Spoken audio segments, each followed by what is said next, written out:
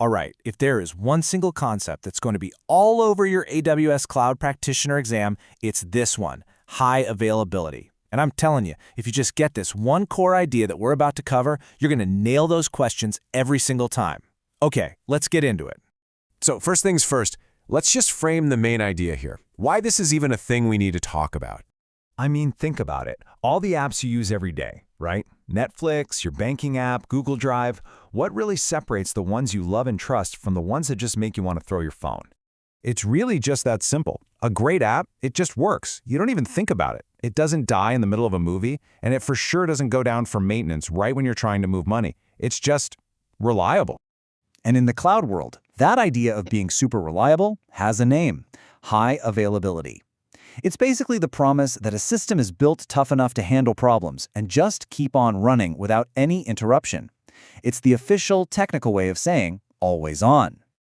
Okay, I know. That definition sounds a little dry, kind of like a textbook. So let's make this concept completely crystal clear with a super simple story. I want you to picture your favorite little coffee shop. You walk in, and there's just one person behind the counter doing everything, our solo barista. They're taking the orders, grinding the coffee, making the drinks, handling the money, the whole shebang. So, what do you think happens if that one person calls in sick? Well, the whole shop just grinds to a halt, right? The doors close, nobody gets their coffee, customers are unhappy, the business just stops. This is a classic textbook example of a single point failure. Now, the solution to this problem is pretty obvious, isn't it? You hire a second person. You build in a little backup, a little redundancy. Now, if one of the baristas is out for the day, the other one just steps up and keeps everything moving. The coffee keeps flowing. Customers might not even realize anything's different. The business is still running. And that, in a nutshell, is exactly what high availability is. Okay, so great story. But you're here to pass an exam, not open a coffee shop. So how does this actually help you? Well, let's translate this analogy directly into the AWS terms you absolutely have to know. And this is where it all clicks together. See how neatly this maps over? Our barista, the worker, that's like a server, or in AWS speak, an EC2 instance. And the entire coffee shop itself, the physical building, that's like one data center, which AWS calls an availability zone. So let's lock this definition in, because it is so important. An availability zone, or an AZ, isn't just a closet full of computers. You need to think of it as a completely separate, independent data center. It's its own building, with its own power, its own internet connection, its own cooling. This physical separation is the whole reason high availability even works. And that brings us to what is probably the most important thing you need to remember for your exam. Seriously, if you forget everything else from this explainer, please remember this next part.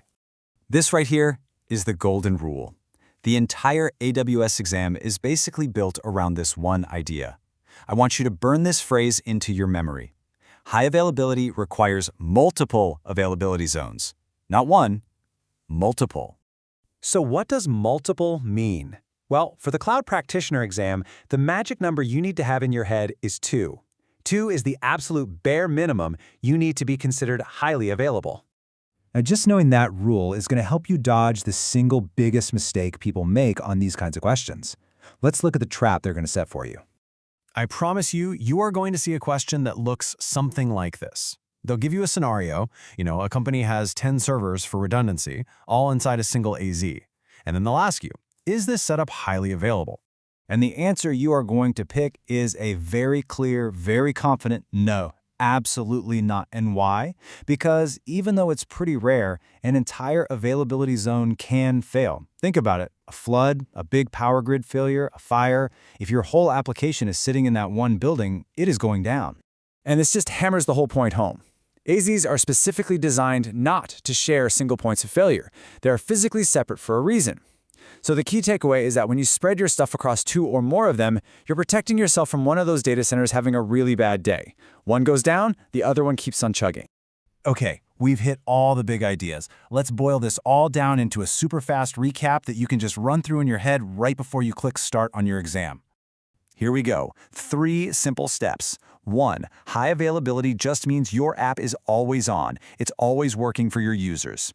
2. The only way you can do this on AWS is by using a minimum of 2 availability zones. And 3, why does it work? Because those AZs are totally independent. A disaster in one won't affect the other. So there you have it. You've mastered high availability.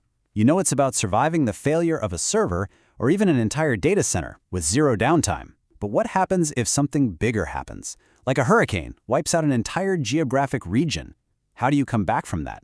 Well, that leads us right to our next big question. How is this different from disaster recovery? And understanding that distinction, that's the next big step to acing your exam.